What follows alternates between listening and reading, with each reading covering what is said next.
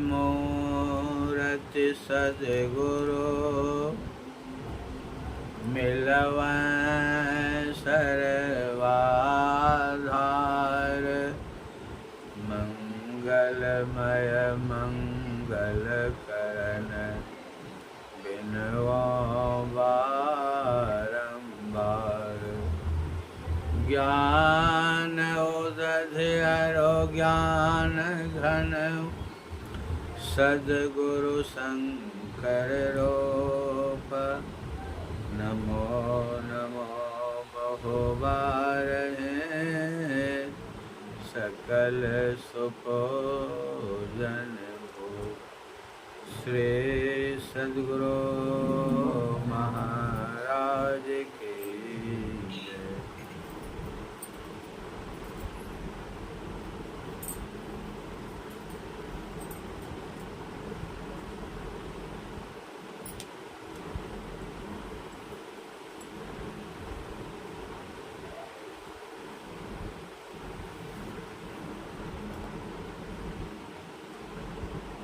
आदरणीय धर्म प्रेमी सज्जन वृंद तथा धर्मशिला माता एवं बहनों, अभी अपराह्न कार्य सत्संग में श्रद्धेय सत्यनारायण बाबू के निवास स्थान पर नोएडा सेक्टर 9 उत्तर प्रदेश के अंतर्गत यह स्थान है। अभी श्री रामचरितमानस के प्रथम सोपान बाल कांड में साधु के महिमा, सत्संग की महिमा के बखान श्रवण कर रहे थे। सत्संग में दो शब्द हैं, एक सत्य और दूसरा संग। तो पहले हम आप सत्य को समझे कि सत्य क्या है। सत्य उसी को कहते हैं जिसमें किसी प्रकार का परिवर्तन नहीं होता है। जिसमें परिवर्तन होता है उसको सत्य नहीं बोलते हैं। जैसे कोई व्यक्ति जैसा सुना वैसा अगर बोलता है तो कहते हैं सत्य बोल रहा है, और उसमें कुछ तोड़ दिया, कुछ जोड़ दिया, कुछ फिर परिवर्तन कर दिया तो कहते सरासरी झूठ बोल रहा है। तो परिवर्तन जिसमें उसको झूठ बोलता है, और जिसमें परिवर्तन नहीं है उसी को सत्य बोलता है। तो संसार में सब परिवर्तनशील है। हम आप कभी माँ के उदर में थे, फिर जन्म धारण किए, बाल्यावस्था, किशोरावस्था, युवावस्था और वृद्धावस्था हो करके ये जीव शरीर को छोड़ देता है, शरीर मुर्दा हो जाता है, और उस मुर्दे को जा कर के श्मशान में जला देते हैं, मिट्टी तरगाड़ देते हैं। शरीर का काम पूरा हो गया, खत्म हो गया, सत्य रहा। सत्यनारायण वो बूढ़े हो गए। अब कुछ दिन में अभी तो काम करके आते हैं तो मशीन लिए हैं, उस पर आराम हो जाता है, व्यायाम हो जाता है। आज बोल रहे थे कि लगता है कुछ दिन बाद ये भी काम नहीं करेगा। शरीर से धीरे धीरे बुढ़ापा की ओर जाता है। जैसे जैसे शरीर बूढ़ा होते जाता है उससे सारा अंग कमज़ोर हो जाता है। अब होते होते इतना कमज़ोर हो जाता है कि जैसे मासूम बच्चा है वो अपने से कुछ नहीं कर पाता है। खिलाने का भी होता है तो माँ खिलाती है, पिलाती है, अपने से खाता भी नहीं है। पखाना पेशाब जहाँ वहीं कर देता है। थोड़ो बच्चा उठ कर जाता है लेटरिन घर पेशाब करने के लिए, पखाना करने के लिए, चाहे माँ के गोद में है कि बिछौना पर है कि बाप को गोद में है, पेशाब लगा पेशाब कर जा, पखाना लगा पखाना कर देता है। मासूम बच्चा में सब होता है, बुढ़ापा में भी वही हो जाता है। बच्चा में तो होश हवास नहीं रहता है कि हमको पखाना करना नहीं करना है, लेकिन बुढ़ापा में होश रहता है। लेकिन इतना शरीर कमज़ोर हो जाता है कि उठ नहीं पाता है, उठ करके लेटरिन घर नहीं जा पाएगा, पेशाब घर नहीं जा पाएगा। इतना कमजोर। उठ कर बैठने के लिए अभी तो हम लोग धरती का सहारा लेकर उड़ जाते हैं, और अत्यंत बुरा हो जाने पर उठाने पर भी नहीं अपने से उठ पाएंगे, उठा करके बैठाएंगे, अब बैठ कर भी घोलट जाएंगे, इतना कमजोर हो जाता है। बैठ करके पकड़े रहेंगे, हैं ऐसे पंजा के पकड़े रहेंगे, और सब जैसे बच्चा को नहीं खिलाते हैं वैसे खिलाइएगा तो खाएगा, वो भी मैंने खा भी नहीं सकता है। कोल्ड ड्रिंक तो खाता उसको खा ही नहीं सकता है। अब दांत भी मुंह भी नहीं चला सकता है, तब उसको घोल करके रोटी है चाहे भात है दाल में मिक्स करके उसको धीरे धीरे पिलाते हैं। वो भी एक दो घोंट ले, अंतिम की बात बता रहे हैं, एक दो घोंट लेता है वो भी नहीं ले पाता है, और यह भी होते होते अन्न भी पीना बंद हो जाता है। ये मैंने ऐसा शरीर हो जाता है, होते जब अन्न छोड़ देता है तब कहते हैं अब ये नहीं बचेंगे, खबर देते जो बेटा बेटी है ये बाबूजी से मौज से अन्न बार जब नहीं बचेंगे, तो शरीर छूट गया। शरीर तो हर मनुष्य का बना हुआ है, इस शरीर के अंदर मेद है, मज्जा है, मांस है, पखाना है, पेशाब है, हड्डी है, चमड़ा है, ये सभी कुछ सब गंदी चीज से शरीर बना है। ये तो परमात्मा का सा बना शरीर का पूरी चमड़ा का लेप है ना, सब भीतर में रहता है, लेकिन सब भीतर में गंदा ही गंदा है। जैसे किसी बर्तन में पखाना भर जाए, ऊपर ढक्कन लगा दीजिए, जैसे इधर बदबू होगी है, बस उसी से शरीर है। जब तक शरीर में प्राण है तब तक सब चलते फिरते हैं, प्राण निकलता है तो हार्मोन बोला शरीर है, इसको जल्दी से जला देता है, चाहे मिट्टी सरकार देते, नहीं तो सड़ जाएगा, इसी बदबू से दुर्गंधी फायदा हो जाएगा। घर में एक मरा हुआ आदमी रह जाए, यहाँ रह पाएंगे, इसलिए उसको जल्दी से शरीर जब प्राण निकलता उसको श्मशान में जाके जला देते हैं, चाहे मिट्टी सरगार देते हैं, चाहे पानी में पत्थर बांध के डुबा देते हैं, मछली सब खा के समाप्त कर देते हैं। इस शरीर का लीला खत्म हो गया। सत्य है, हैं? है ना सत्य? किसी का शरीर सत्य नहीं है, ये मकान भी सत्य नहीं है। देखते हो झड़ गया ना, समझ झड़ गया है ना, ये जब बनता है ना, अब बनने के बाद वो सीमेंट वाली सब शक्ति खत्म हो जाती है, वो अपने झड़ के खत्म हो जाता है। इसके बारे में टूट फूट जाएगा, इसके बारे में वो ग्रिल भी टूट जाएगा, जो भी बनता है बिगड़ता है। तो संसार में कुछ भी सत्य नहीं है।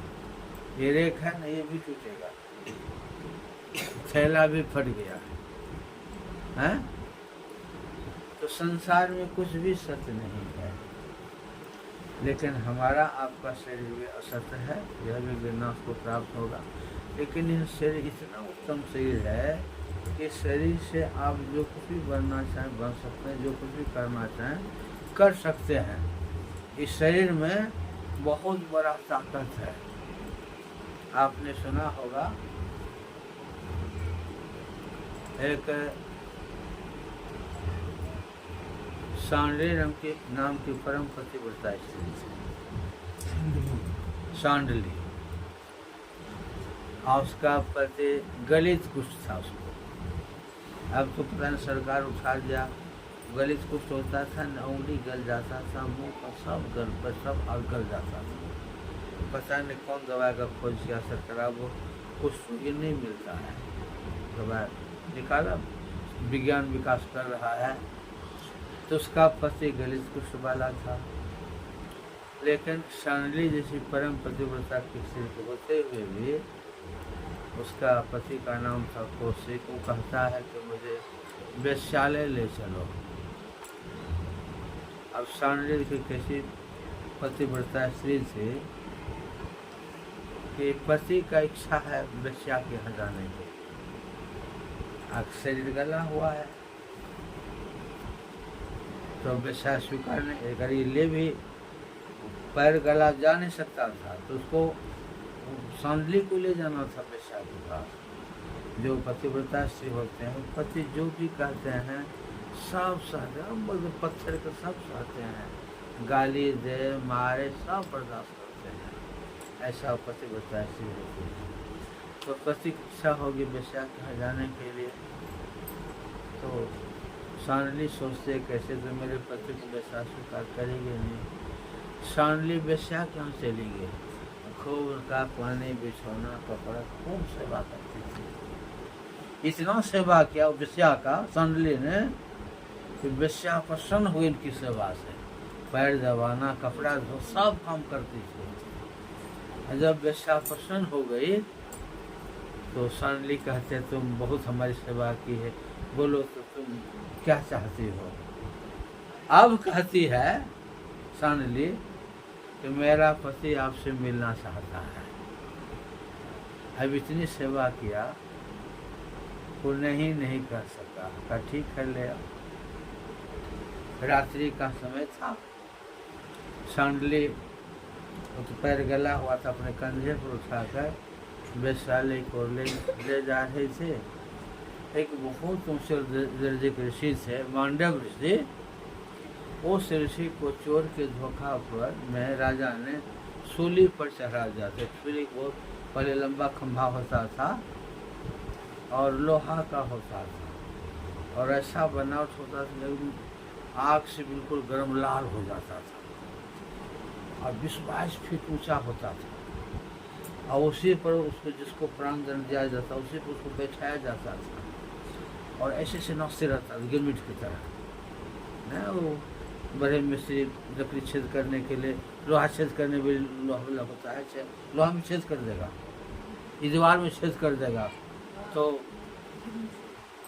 उसी तरह का वो होता था और उसी पर बैठा दिया जाता था और वैसे थर थर कांपते रहता था, लाल एकदम आग से हो जाता था। बताए कितना दंड था। वो गुदा मार्ग में प्रवेश करता था, पहले लंबा पतला धार होता था, फिर ऊंचा होता था, फिर खंभा पतला होता था और जैसे गुदा मार्ग में प्रवेश करता जैसे माथा को पार करता था वहाँ से गिरता था, तक खड़ा कर मर गया। बड़ा कठोर दंड था। अब सरकार प्राण वो सोली की सजा उठा दिया।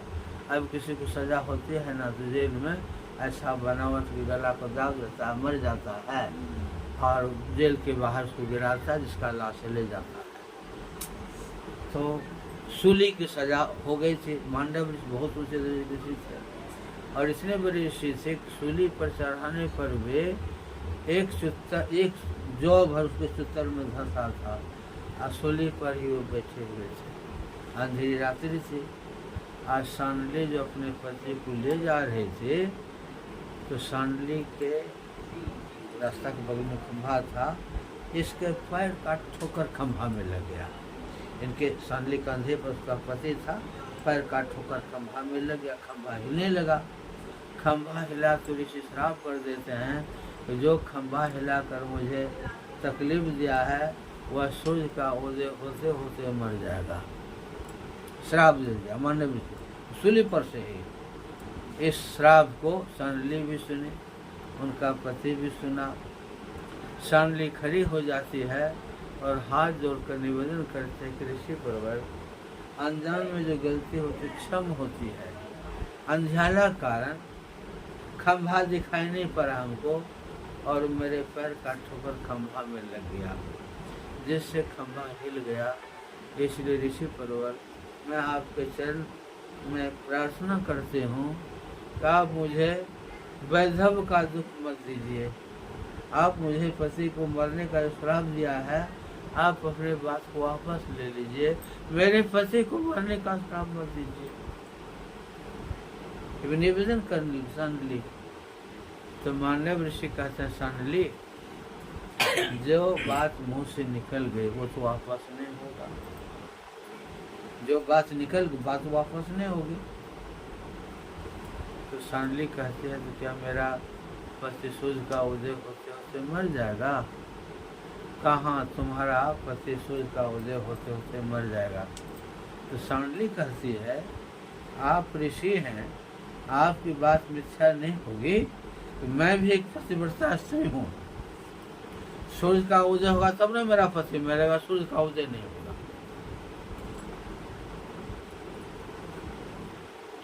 और सूर्य का उदय रुक जाकर पृथ्वी रहेगी नहीं रहेगी, सारा संसार नाश हो जाएगा। अब ये सब बात तो छिपने वाली, पूरी संसार में बात फैल गई कि सूर्य का उदय क्यों रुका हुआ है। तो बात तो हवा की तरह सारी दुनिया में फैल गई कि सांडली एक परम पतिव्रता स्त्री है, उसको सांडली ही रोक दी है। और बड़े बड़े ऋषि महर्षि, बड़े बड़े नेता लोग सोचने लगे कि सांडली तो किसी की बात मानेगी नहीं। और उसी में एक परम पतिव्रता स्त्री माता अनसुईया भी थे। तो कहा सब मिल करके चलिए माता अनसुईया के पास। माता अनसुईया सांडली को समझा देंगे, उनकी ही बात को मान सकते और किन्हीं की बात को नहीं मानेंगे। सारे लोग माता अनसुईया के पास जाकर पहुँचते हैं और कहते हैं कि माँ, सांडली ने सूर्य का उदय रुक दिया है, अब सूर्य का उदय रुक जाएगा तो संसार रहेगा, इसलिए माँ आप उनको समझे सूर्य का उदय होने। तो माता अनसुईया भी सांडली के पास जाती है। सारे ऋषि महर्षि सब सांडली के पास जाते हैं और सांडली से कहते हैं बेटी, माता से बोलती है बेटी तुम सूर्य का उदय रोककर सारे संसार को प्रलय की कगार पर पहुंचा दिया है। बेटी तुम सूर्य का उदय होने दो। तो सांडली कहते तुम भी पतिव्रता स्त्री हो, अब पतिव्रता स्त्री का पति ही तो भगवान होता है, पति ही गति, पति सब कुछ होता है। तुम्हें बताओ कि मेरा पति मर जाएगा मैं कैसे रहूँगी, बताओ। माता उनसे कहती है कि बेटी तुम सूर्य का उदय होने दो, मैं भी पतिव्रता स्त्री हूँ, तुम्हारा पति मरेगा मैं तुम्हारे पति को जीवित कर दूंगी, तुम सूर्य का उदय होने दो। तब माँ सांडली कहते ठीक, अगर आप ऐसा कहते हैं तो मैं सूर्य का उदय होने देती हूँ। माता सांडली हाथ जोड़कर पूरब की तरफ खड़ी हो गई और सूर्य भगवान से प्रार्थना करते हैं कि हे सूर्यदेव, आप मेरी बात रखकर पातिव्रत जगत को उजागर कर दिया, अब आप उदित हो जाए। जैसे सांडली कहते सूर्य का उदय हो जाए, सूर्य का उदय हो गया, प्रकाश हो गया, दिन हो गया। और सांडली रोने लगी। माता अनसुईया कहते हैं कि बेटे तुम रो मत, मैं भी तुम्हारे पति को जीवित कर देती हूँ। माता अनसुईया अपनी दिव्य शक्ति से उनके पति को जीवित कर देती है। जीवित ही नहीं, उनका जो शरीर गलित कुछ था, सारा गलित कुछ भी समाप्त हो गया। इतना ही नहीं, देवताओं का शरीर, देवताओं में गंधर्वों का शरीर अति सुंदर होता, गंधर्वों के शरीर के समान अत्यंत सुंदर हो गया।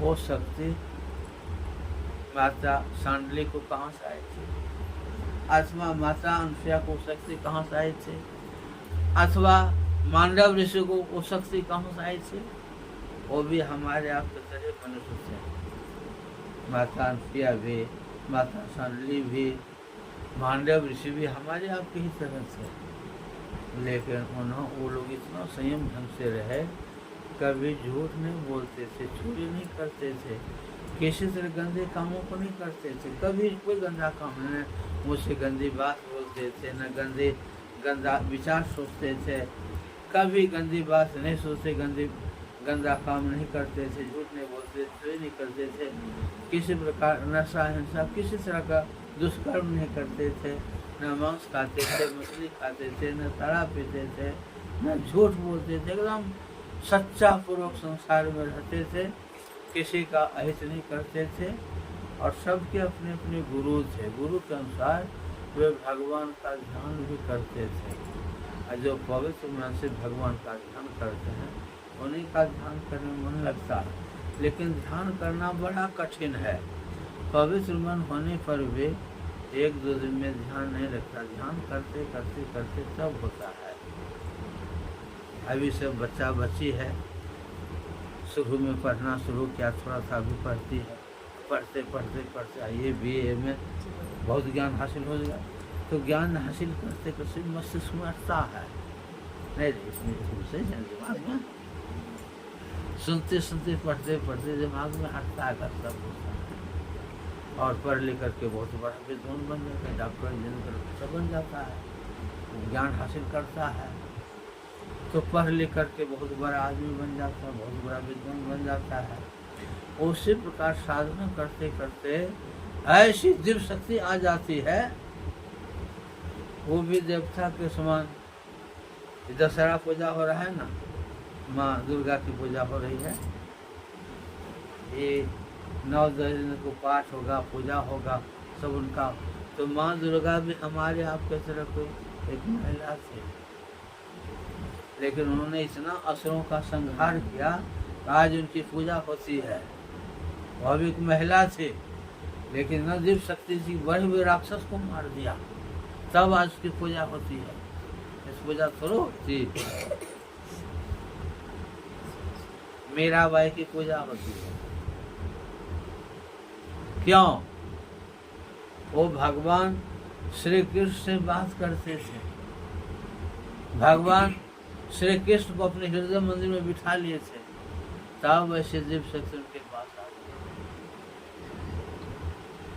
मीरा भी राजकुमारी थी, बचपन से वे पूजा पाठ करती थी, सत्संग भजन करती थी। बाद में उनके गुरु संत रविदास हुए, उन्हीं के गुरु के मुताबिक ध्यान करके वो बहुतों से भक्ति बन गए। तो हम आप जो भी नर नारी हैं, चाहे नर है अथवा नारी हैं, सबका कार्य क्षेत्र अलग है, लेकिन दिव्य शक्ति सबके पास है। हाँ, लेकिन दिव्य शक्ति अर्जित करने के लिए आपके अपने मन को शुद्ध करना पड़ेगा। किसी के साथ छल कपट किसी के पास नहीं करना, एकदम सच्चा पूर्वक रहना है। अब जैसे घर में आप लोग हैं, गोतनी है, माँ है, बाप है, सास है, ससुर है, देवर है, देवरानी है, भैंसुर है, किसी के साथ किसी माता को कपट का व्यवहार नहीं करना है, किसी के साथ। एक कथा आपको सुनाते हैं। एक कौशिक नाम के तपस्वी थे, वे जंगल में एक दिन वृक्ष की छाया में बैठे थे, गर्मी का समय था, और गाछ पर कौवे बोगले बैठे थे, अपने में लड़ने लगे। तो लड़ने से कुछ पंखुड़ियाँ कुछ पत्तियाँ कौशिक के देह पर गिरी। तो कौशिक जी कहते हैं, तुम पक्षों में इतना ताकत, हमारे ऊपर पत्तियाँ गिराओगे, डालियाँ गिराओगे। गुस्सा से जो देखा तो कौवे बोगले जलकर सुहा हो गया। अब तपस्वी सोचने कि हमारे पास इतनी दिव्य शक्ति है कि कौवा बोगला को देखने बाद से मैंने जला दिया।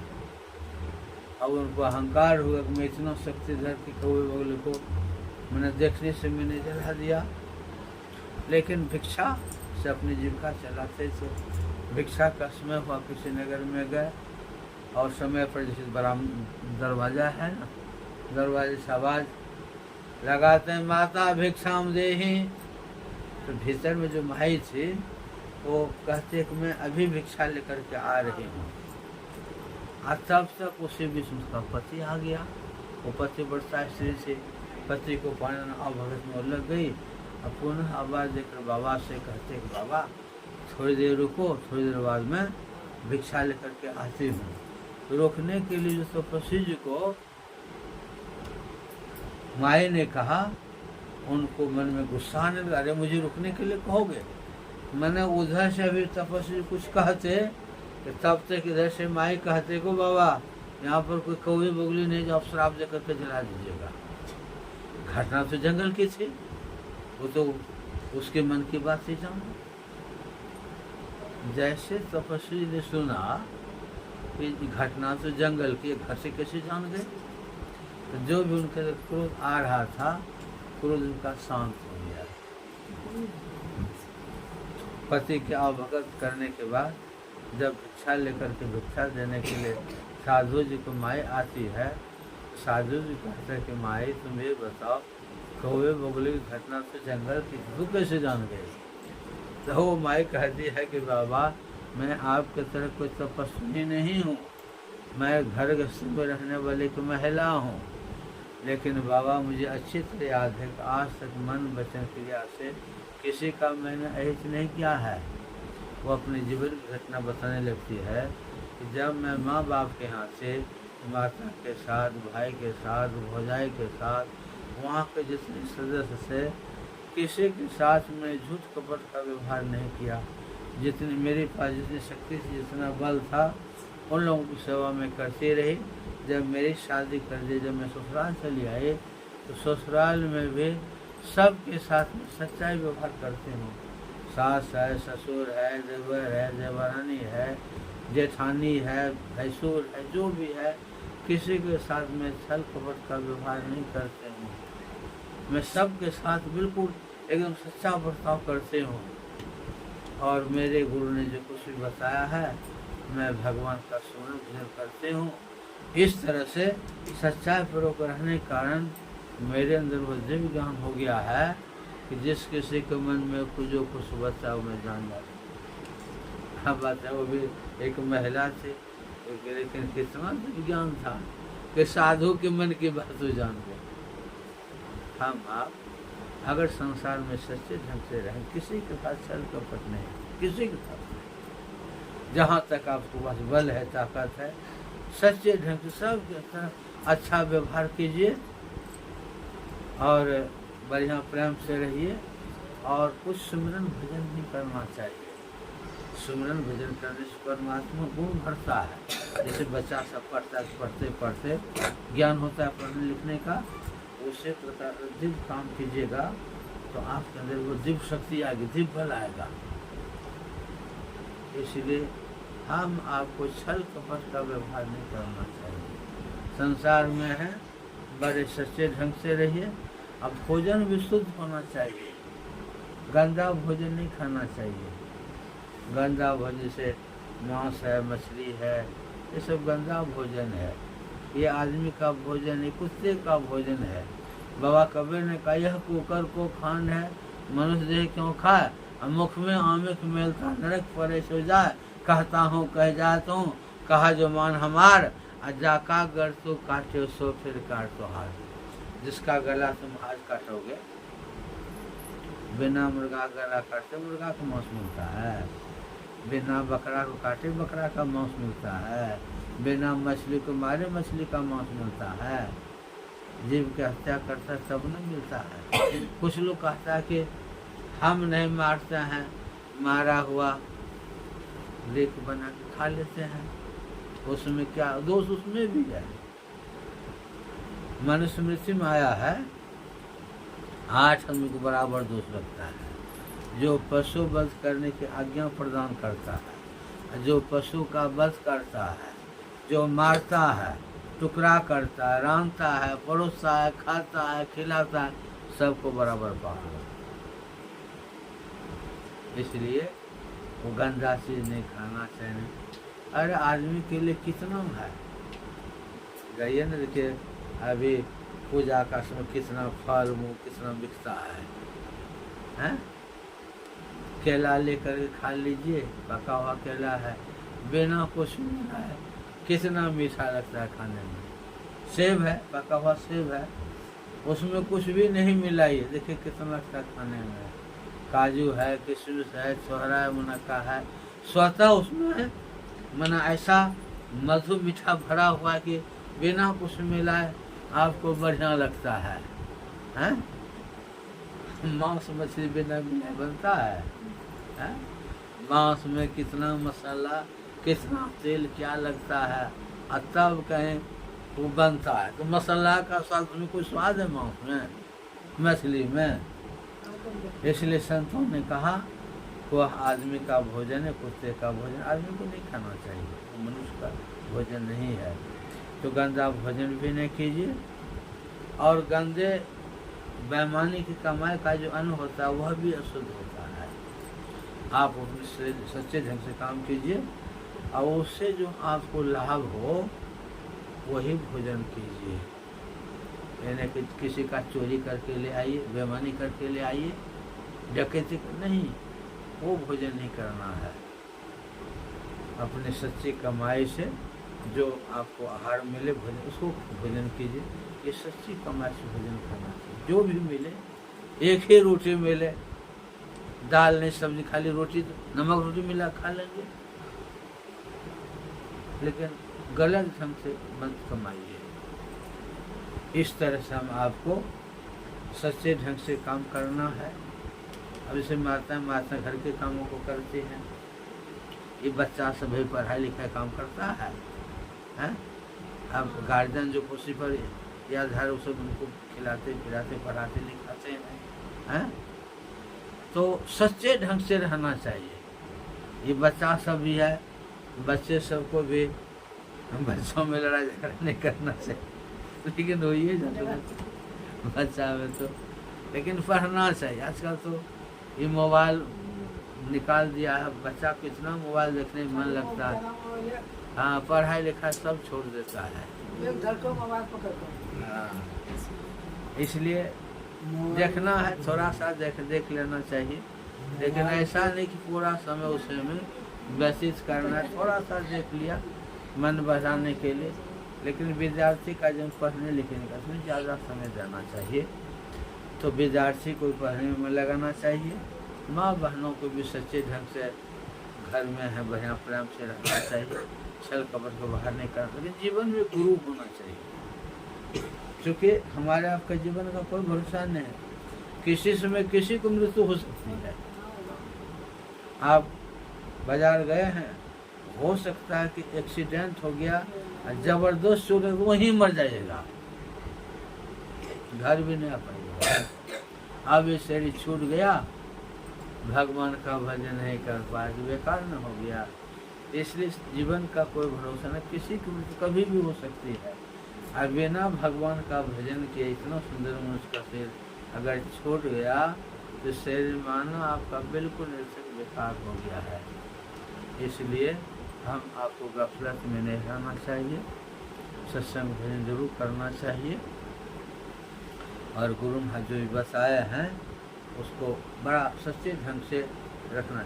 तो मैं कह रहा था कि जो सत्य होता है उसमें परिवर्तन नहीं होता है। तो जो ऊंचे दर्जे के साधु हैं, जो बहुत ऊंचे दर्जे ज्ञानी हैं, जिसको परमात्मा ज्ञान, वो हमेशा सत्यता में रहता है, कभी झूठ नहीं बोलता है। वो संजोग भी लग जाएगा तभी गलत काम वो नहीं, मर जाएगा लेकिन गलत काम नहीं करेगा। भगवान बुद्ध के समय एक भिक्षु आया और एक वो मणिकार होता है ना, मांस मछली मारने वाला, पक्षी को मार मणि निकालता है, एक पक्षी से मणि निकाल करके वो रख दिया, घर गया हाथ धोने के लिए, पानी लाने के लिए। अब भिक्षु दरवाजे पर बैठा हुआ था, एक पक्षी आया जो खून से लगा हुआ था, मैं उसको निकल गया, हाथ धो करके मणिकार आया तो बड़ा कीमती होता है। उसने सोचा कि यह साधु ले लिया है, भिक्षा लेकर के चला गया। जब दूसरे दिन आया, उसकी पत्नी बुद्ध भक्तिनी थे, उन्होंने कहा कि देखो भिक्षु हमारा मणि लेकर के भाग गया है। उन्होंने कहा ऐसा कभी आप सोचिए भी नहीं, लेकिन सोचा कि जब वो था तो मणि हुआ क्या, वही लिया है। दूसरे दिन साधु आया तो साधु का ये गला पकड़ कर खूब मरोड़ने लगा, काहे मणि लिया। वो कहता कि मैं नहीं लिया हूँ, फिर भी गुस्सा में उसको खूब मरोड़ने लगा। इतना मोड़ा कि नाक मुंह से खून निकलने लगा, अब खून निकलने और मूर्छित होकर जैसे गिरा, वो पक्षी आया खून को खाने के लिए, बस गुस्सा में मणिकार ने ऐसा लात मारा, मर गया पक्षी। जब मर गया तब साधु कहता है ये पक्षी आपका मन निकला था। का पहले क्यों ने आप बताया? का हम मर भी जाते थे, नहीं बताते। मैंने बताते कि पक्षी को मार देता तो उसके मारने में दोषी काहे बनता? इसलिए मर जाएगा लेकिन गलत काम नहीं करेगा। देखिए कितना साधु मैंने सहनशील होता है ना। इसलिए जो उससे साधु होते हैं ना, कहा जैसा भी संकट आवे वो संकट को सह करके वो गलत काम नहीं करेगा। इस तरह से कष्टों को सह करके जो सही काम को करता है उसी को साधु बोलते हैं, उसी को संत बोलते हैं। तो संत हमेशा सत्यता में रहते हैं। इसलिए साधु संत का संग करना, दर्शन पसंद करना भी, यह भी सत्संग है। मुझसे अधिक साधु हैं, उनका दर्शन करते हैं, पसंद करते हैं, उनके ज्ञान को सुनते हैं, उनकी सेवा करते हैं। ये तो मोटा काम, ये सब तो करना चाहिए समय निकाल करके। ध्यान करना तो बड़ा कठिन काम है। साधु का वचन को सुनना, ये सब मोटा काम कर लेंगे, लेकिन ध्यान करना बड़ा कठिन है। लेकिन पहला काम यही है। जैसे आप लोगों से मैंने कहा ये सत्संग में बैठिए, तो मेरी बात मन करके सत्संग में बैठे तब ना आपको सत्संग की बात सुना रहे हैं। नहीं बैठते तो सुन पाते हैं। तो इसलिए सत्संग में बैठने से, अच्छी बातों को सुनने से दिमाग में अच्छी बात आती, तो गलत काम आप नहीं कीजिएगा। और जब ये ज्ञान नहीं रहेगा तो गलत काम भी करिएगा ना। इसलिए संत का संग, सत्संग करना बड़ा अच्छा काम है। इसीलिए साधु का संग, सत्संग बड़ा उत्तम काम है। लोग देखिए सत्संग होता है, हजारों लाखों रुपये खर्च होता है, और वह 2-3 घंटा सत्संग होता है, उसी के लिए कितना प्रबंध करता है। जाकर हजारों लोग बैठ करके सुनते हैं, और सुनने में अगर एक का जीवन अगर सुधर गया तो कितना बड़ा काम हो गया ना। इसलिए सत्संग का बड़ा महत्व है। सत्संग का समय निकाल करके जाना चाहिए, बैठना चाहिए।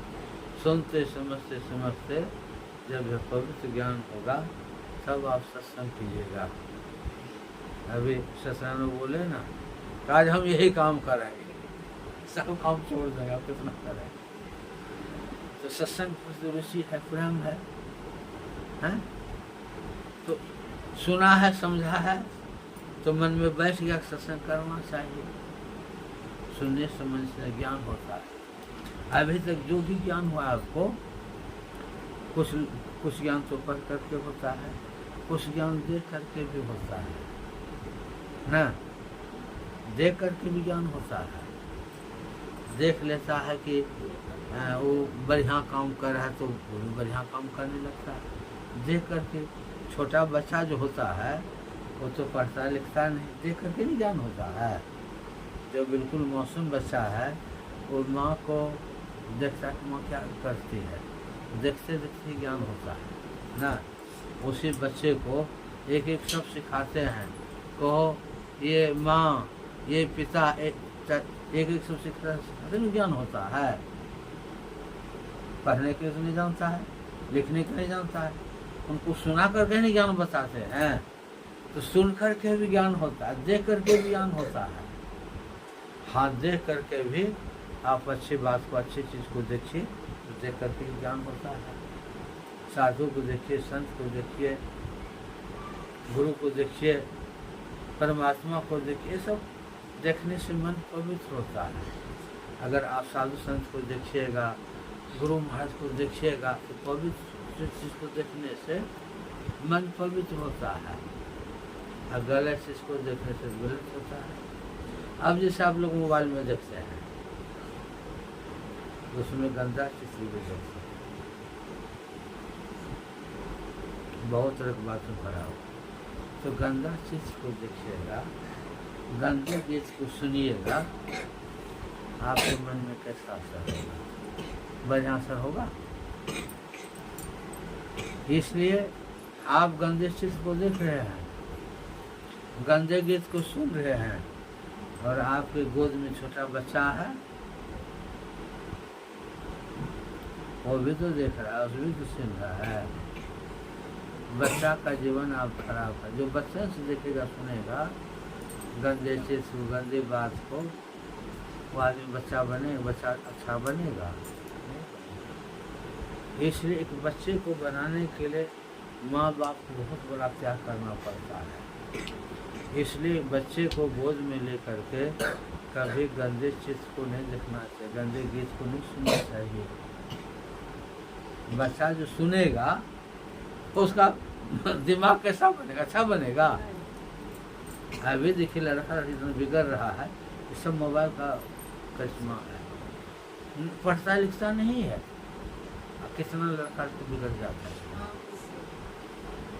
शहरों में बहुत बिगड़ता है। ये सब गलत देखने गलत सुनने का फल है। पहले गुरुकुल में बच्चों को ले जाते थे और 25 साल तक उसको गुरुकुल में पढ़ाते थे। कभी गंदा चीज, गंदे भाव नहीं, मैंने कितना बढ़िया से पढ़ते थे। उनकी विद्या अर्जन करके आते थे, तब गृहस्थ बनते। 25 साल तक ब्रह्मचर्य व्रत का पालन करते, तब गृहस्थ बनते थे। अब बाल बच्चा होने के बाद भी 25 साल के उम्र गृहस्थ बनते थे। अब 25 साल तक गृहस्थ में रहते थे।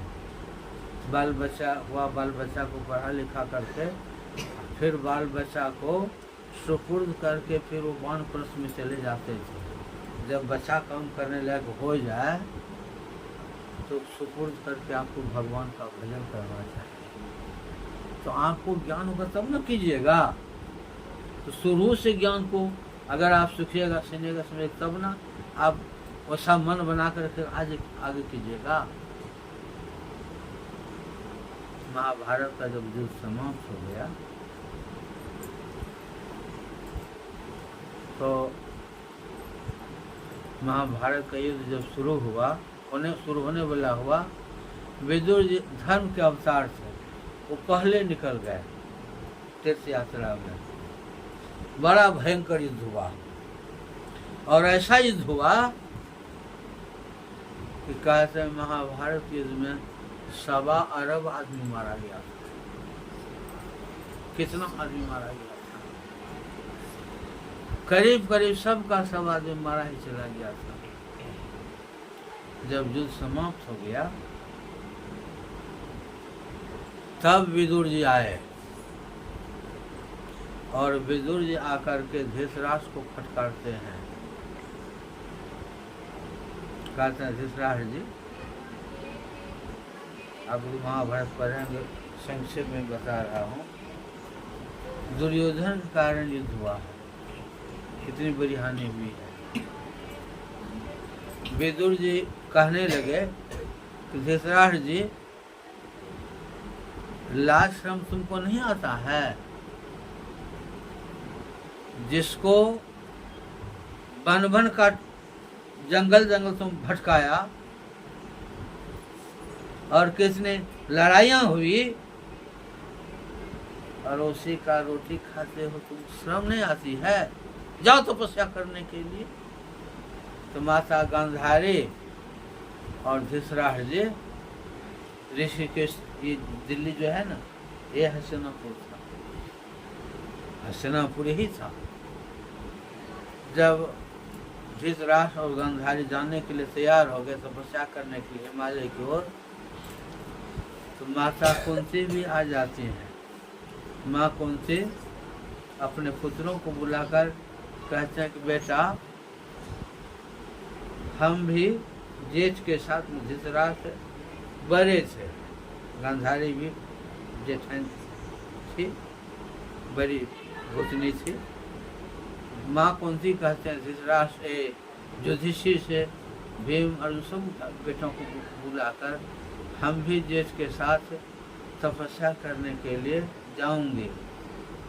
तो युधिष्ठिर महाराज कहते हैं कि माँ, तुम तो सब दिन दुख भोगी हो, तुम्हारे आँखों के सामने तुम्हारे पुत्र बधी को भरी सभा में फजहत किया गया है। तुम्हारे पुत्रों को 13 वर्षों के लिए जंगल भेज दिया और 13 वर्षों के बाद जंगल काट कर आया, लड़ाई, कितना भयंकर लड़ाई किया। अब राजश्री हाथ लगी है, अब तो कम से कम बढ़िया से राष्ट्र को भोगो।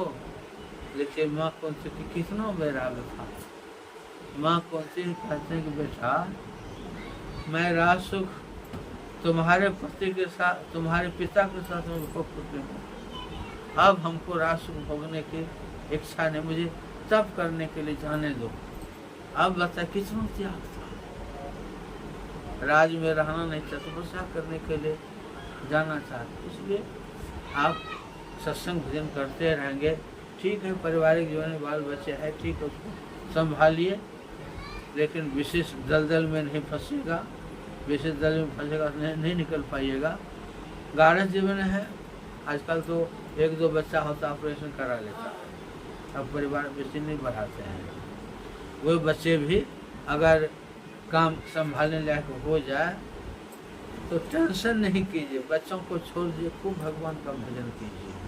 अब गृहस्थी से हो गया, अब ये चौथा अवस्था है, इसमें इतना भजन कीजिए, इतना भजन कीजिए, भजन करने वाला इतना संस्कार आपका प्रबल मजबूत हो जाए कि मरने के बाद भी वो अध्यात्म संस्कार हो, जो फिर आपको मनुष्य का शरीर मिलेगा, भगवान का भजन कीजिएगा। इसलिए मैं आपको इतना ही समझा रहा हूँ कि संसार में सब छूट जाएगा, शरीर भी, सारी दुनिया भी छूट जाएगी, लेकिन इस शरीर से अगर सत्संग भजन करके अपने मन को बढ़िया बना लीजिएगा, तो मन बढ़िया होगा तो भजन कीजिएगा, कल्याण भी होगा। श्री सद्गुरु महाराज की जय।